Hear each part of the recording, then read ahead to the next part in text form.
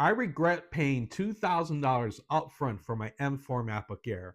And the reason why this computer costs that much is because I decided to upgrade the storage from 1 terabyte to 2 terabytes. And utilizing the Apple education discount, because Apple doesn't really check in the United States if you use their education discount, I was able to upgrade for about $360 from 1 terabyte to 2 terabytes. I would not make the same upgrade again. Now, the rationale as to why I thought I needed 2 terabytes was to store all of my Final Cut projects on the internal SSD.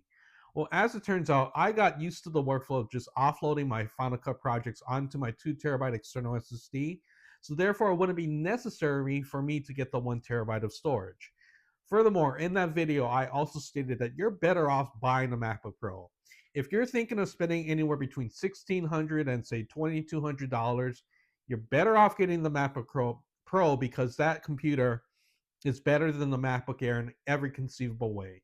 First off, the display is a lot nicer. You're going to get 3 Thunderbolt ports. You're going to get MagSafe and the headphone jack. You're going to get the SD card slot, and you're also going to get an HDMI port.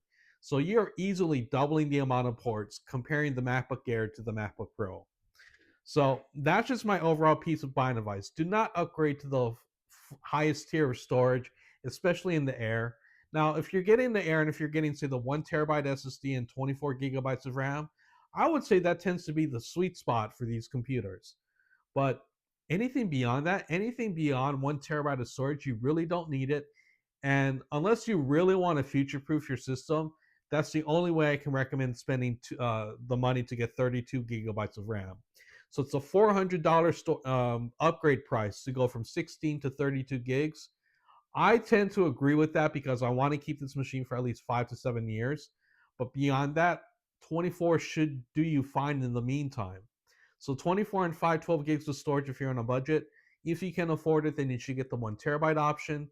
Do not do what I do and spend $360 or $400 to upgrade from 1 terabyte to 2 terabytes. It's not going to be worth it.